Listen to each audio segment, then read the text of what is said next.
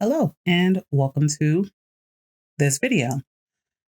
Now, this is a subject that is kind of important to me as a creator because, you know, a lot of my main characters happen to be females, and it's kind of for different reasons, right? In one part I do kind of romance stories, so kind of is easier to do it from a female perspective, but even in some of my fantasy stories, I tend to I tend to deal a lot with female main characters.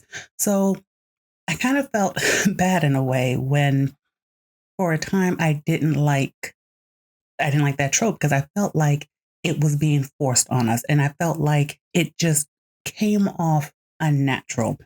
And so I did a lot of thinking about it, and it took me a few years to kind of hit on why I felt the way that I felt about female protagonists in modern media.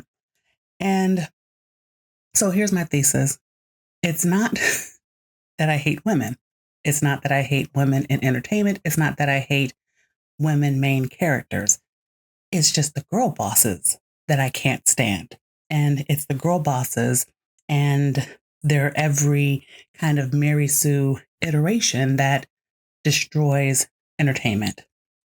And so once I once I kind of figured that out, it was a lot easier to see and understand. So we kind of understand that, there is the standard hero's journey, where your protagonist goes from their known world to, taking this journey, whether it's internal or external, but they go through things that kind of changes them at the end of the story. And so you kind of see this growth, that's character arc. And it's normal in shows to see those character arcs. But what I found that bothered me greatly is that you didn't see that character arc. You didn't see that growth in modern girl bosses. So that kind of the thing is, that kind of thing is, like I said, I really do believe that it has destroyed modern entertainment. So what do I mean by girl bosses? Well, here's how I kind of have come to break it down. Girl bosses are always right. They are always more capable than men. They can never be taught anything other than that they are awesome. And essentially, they take on traits of perceived masculinity, which then turns them into mediocre men. So, what I mean by that is they are unreasonably aggressive, they are unreasonably stubborn, they are extremely demanding, and they're always demanding and insisting on being in control.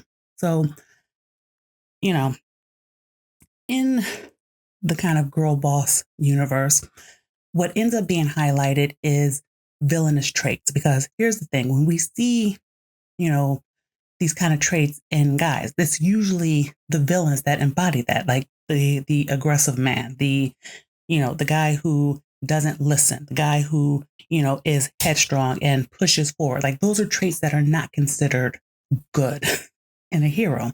So, for them to turn that into a virtue in girl bosses, it really is trying to convince you that, you know, what is villainous traits is now virtuous. And when they do that, you know, when they do that, what happens is these girl bosses become unrelatable because you are, essentially you're breaking the character arc. You're breaking that need that we have as readers, as viewers, to see people grow because, when we go through our lives, we learn lessons all the time. We go through ups, we go through downs, and we never come out of situations the same way. And that's how it should be. And yet it's not the same for girl bosses. Like girl bosses never are pushed to a place where they have to grow. They never are forced to soften their stance. They're never positioned in a place where they are clearly wrong. And when they are, like when there's even a hint of that, at the end of the day, the message is still, no matter how wrong, the girl boss is, she still was correct. And it happens every time. So here are a few examples of the kind of girl boss tropes. And a lot of these are, I mean, they're my least favorite characters. Like these are characters that just they get so much on my nerves that I almost get ragey in a way as a creator. And the first one is Captain Marvel. Now, she bothers me greatly because for all the reasons I said before. It is the point of she cannot be talked to. She cannot be told she's wrong. She has to be right about everything. She has to be strong. The message that she received at the end of her movie is that she was awesome all along. And, it's always the strong, independent female. Like that's what it used to be considered in the past, right? The strong, independent female. And now we just call it girl boss, but it still is the same thing. It is the unreasonable female that nobody actually likes, but the shows, the movies, the books, they try to convince you that you should like them because you're constantly told that they're awesome and everyone around them validates that awesomeness. And the person who points out their flaws, they're made into the villain. Therefore, their words are no longer valid because, well, they're the villain. So obviously they just didn't see how awesome this character is. So yeah, that's that's Captain Marvel. And, you know, I know, well, I don't know a whole lot about her, but I know some of the things I've seen in the movie clips. I know what I've seen in the comics, but, you know, um, this other one is is really, really, someone who has gotten on my last nerve in terms of character in more recent days, and that is the portrayal of Galadriel in Rings of Power. Now, I loved Galadriel when I watched the Lord of the Ring movies. Like, it was like she was stunning. She was powerful. Like she had presence. You knew that when she spoke, you were going to listen to her.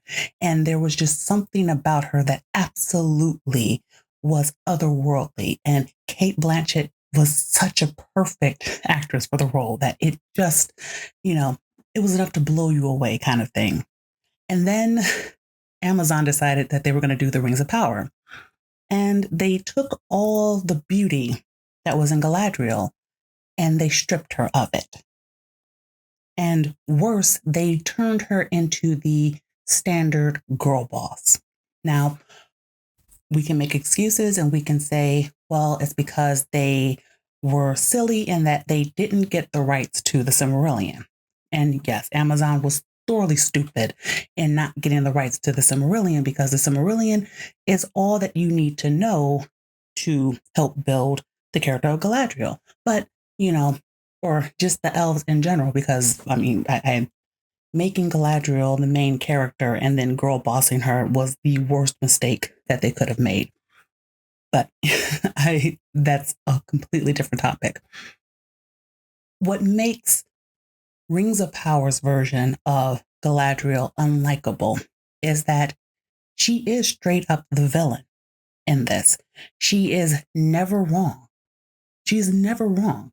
So we have now then made her the reason that that all the rings have come into power now. So, the three rings of the elves, even though they did it completely out of order, but whatever, the showrunners know nothing about this show, or they know nothing about Tolkien's work, but they put it in a situation where instead of Galadriel being this supremely wise elf who was trained directly by a Maiar, who, was tall, who was beautiful, who was strong, who was powerful, who could glean who Sauron was immediately. Like Tolkien made it clear. Sauron never fooled Galadriel. She always knew who he was. And Rings of Power took that and they wanted to build a girl boss relationship that made no sense. So they removed her husband because, of course, a girl boss needs no man, even if she's supposed to be married and traditionally has spent her whole life with her husband. You can't have that. Therefore, you must have the girl boss who, instead of looking for her lost husband, we are obsessing about Sauron. We are entering fake relationships with Sauron. We are obsessing about everything about him. We are tempted to evil, even though I pretty much would call Galadriel in Rings of Power, I would call her the main villain because, like I said, she is the reason these rings come into being.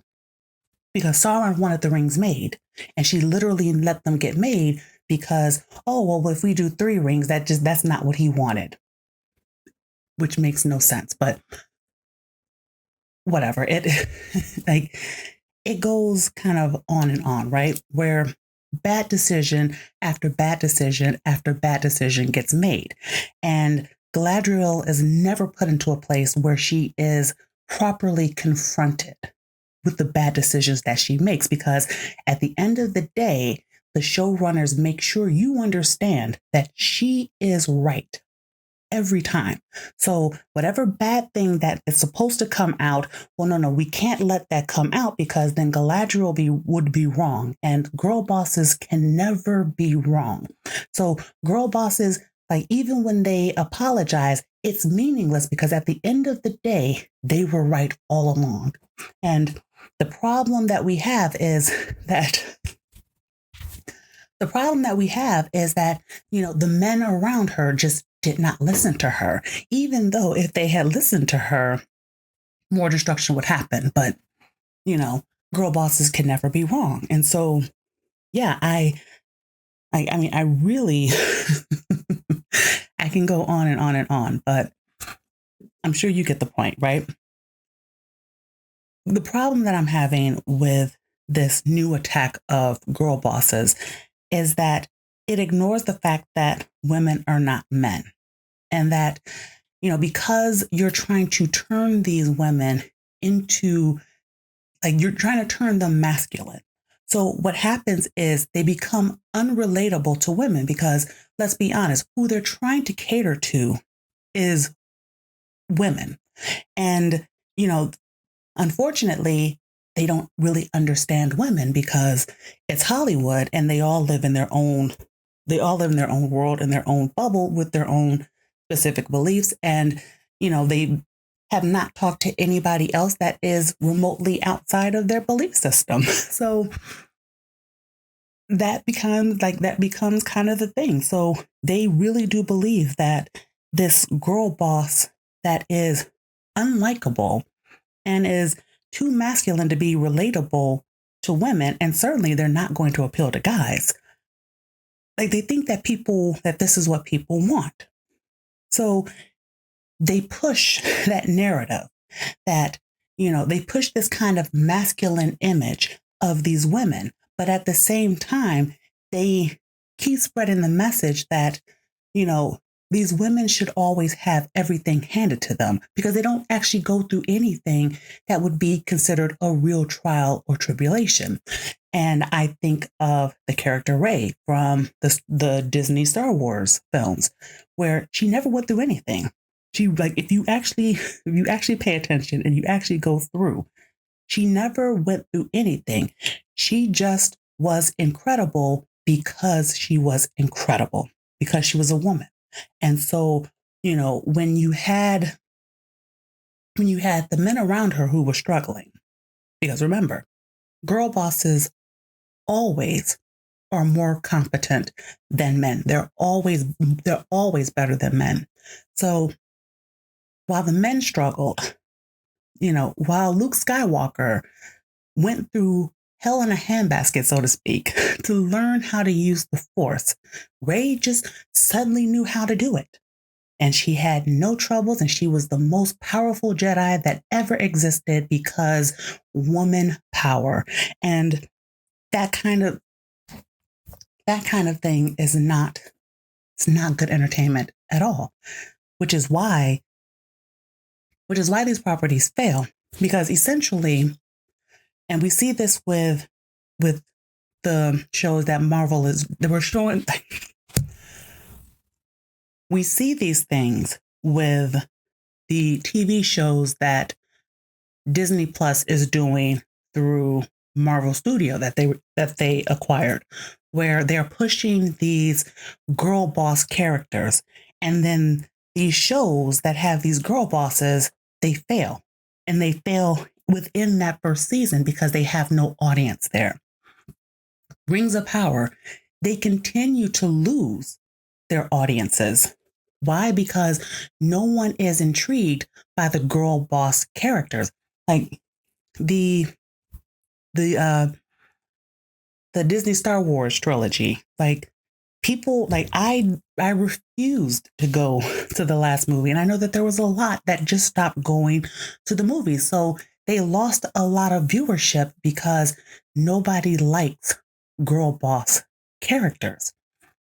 Because, as I said, we all intrinsically understand the hero's journey. Like we understand that it's an important part of storytelling.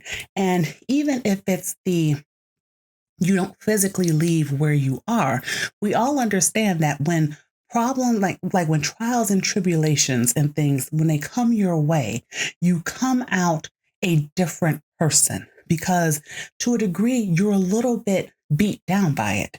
So when you have these characters that no matter what, they're always capable of doing everything and they never struggle to do anything, it's odd then to expect your audience to relate to them. And it's,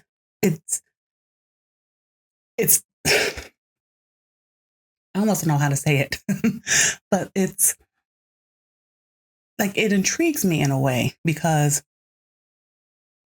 personally, I don't understand it. Cause like I said, like for me as a writer, as someone who's a storyteller, you know, I find it repulsive in a way.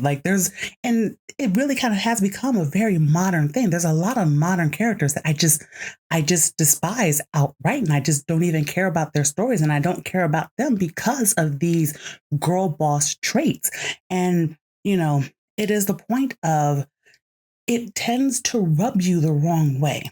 And, I can say that because today I happened to see on Twitter, and this was after I decided to redo this whole video. But, it's funny in a way because it kind of goes to what I was saying, in the tweet, this other author, she was talking about reading this book and, feeling conflicted because the character was unlikable. So it was kind of, the main character was unlikable. It was a female character, but the character was unlikable. And so, she kind of was asking the question, when is enough enough?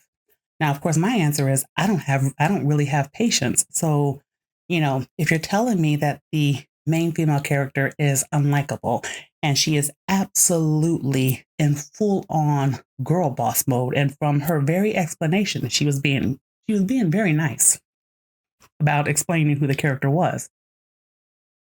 It was clear that she was reading a book about a girl boss, and it was rubbing her the wrong way, and she didn't really like the book. And so, she was asked a few questions, and, it was clear it most definitely was a girl boss. So the point was, you're going to be pushed to all these bad traits that were clearly flaws. You were going to be told that it wasn't really flaws, that this is what makes her a great character, and we're not going to change her. We're not going to put her in a situation where she's going to change. So there's not going to be a character arc. You are just going to be stuck with this girl boss character for the whole book. And you're going to have to like her because we have essentially decreed that you are going to like this girl boss character because you're not going to get anything else. Now, to me, when that point comes, well, I'm long gone because I don't do girl bosses. I do well fleshed out characters, period. Like in reverse, because I feel like this kind of needs to be said, even though it really shouldn't. I wouldn't read a book about I wouldn't read a book about Sauron being made into the quote unquote heroic character. I wouldn't, because he's a villain. So I wouldn't accept those traits. I wouldn't accept those same kind of traits in a man if he was the protagonist. So why would I accept it in a woman? Like it basically is the point, unless you are breaking down that character to get rid of that arrogance, to get rid of those flaws and to help kind of flesh them out, then there's no point and purpose of the story even being created, because you don't really have a story other than to paint this villainous protagonist as always right and awesome just because they exist. And that's kind of, I mean, that's bad storytelling. that really is bad storytelling. And it's such bad storytelling that it kind of made me have to sort of not check myself, because I've never felt conflicted about writing the female characters that I write, but it really kind of, as I explained at the beginning, it really kind of made me feel like, am I being a hypocrite? Because, I'm saying I don't like female protagonists and I'm writing female protagonists. What's going on? And that's kind of the point. Like, it's not that I don't like female protagonists, because there are plenty of stories where the female protagonist actually works. And my example for that is the movie Labyrinth, which I loved as a kid and I still love to this day, because it was the point of it was a very female experience done as an adventure. And because it was a very female experience, I understood the emotions and feelings that went into it. The kind of agony of accepting that, you're in that kind of in between phase, because you're not a kid, but you're not an adult yet. Like that's what being a teenager is, right? Like when you're a teenager, you're racing to be an adult. But then you enter that adult world and you realize you're not really ready to be an adult either. So like that's where Labyrinth was amazing, because they didn't present the main female as if she was all powerful. They didn't present her as if she just was, full on girl boss, as she could just take down Jareth, and she could handle everything kind of thing. It it really kind of eased you through the journey of, her thinking one way, being irritated by having to take care of her younger brother, thinking that, she's ready to be an adult, and then discovering that I'm not really ready to be an adult, and then having to make the decision, is she going to keep being selfish and only do what she wants to do, or is she going to care for her brother kind of thing? Like, there's a lot that went into that, and the story that's what made the story kind of stand out when when you gave it a chance and you watched it. So yeah, I stand by my thesis. It's not women that are the problem. It's girl bosses that are the problem. And if we just got rid of the girl boss characters, if we just like broke away from that trope and we allowed women to make mistakes or accept and acknowledge that they made mistakes, because it's kind of hypocritical to me to say that, we're supposed to force men into positions where they acknowledge that they are making mistakes, but women are not expected to do the same thing, because where then is the quote unquote equality that I'm told is always the point. In storytelling, the equality is that every main character goes through something that causes them to change. That's equality in a nutshell. Men and women are different. So maybe the way that they grow is going to be different. Maybe the way that they experience things are going to be different. And that's kind of the beauty of what creativity is. But when you shoehorn in bad storytelling tactics and really bad characterization, you're not really going to get a good story out of it. So, yeah, I talked for a lot longer than I thought I would.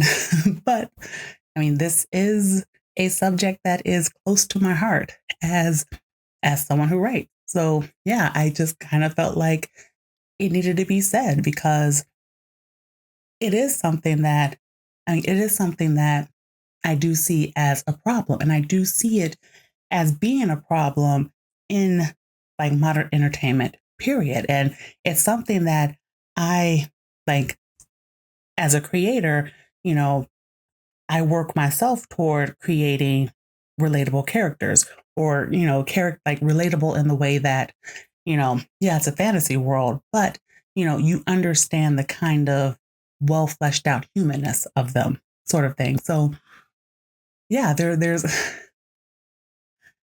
I guess what I kind of feel like is I just wish that creators would go back to engaging in good storytelling and, would just stop with the half-heartedness, stop with the trope, stop with, just trying to present this image of how you want to see the world. Because in a lot of cases, that's the main problem. The main problem is that these girl boss characters are who these creators want to be themselves. They want to see themselves as being that way. And so because it's a desire of how they believe the world should be, that's how they want to paint it as. And it's not a good thing because in reality, girl boss characters don't work because they're unlikable and they do nothing but cause trouble and chaos around them. And no, they're not correct. They're not right. They're not good people. Like they would never be considered, like they would never be considered a real friend or a true person. So that's kind of where I'm going to leave it. And yeah, I hope you got to enjoyed this kind of ramble that I did. But well, it's not ramble because I actually had notes this time, but you get my drift. This subject that I could still go on about because I'm sure that I could find things to say. But anyway, that's beside the point. I would just leave it at that. Thank you for listening, and I'll see you on the next video. Bye.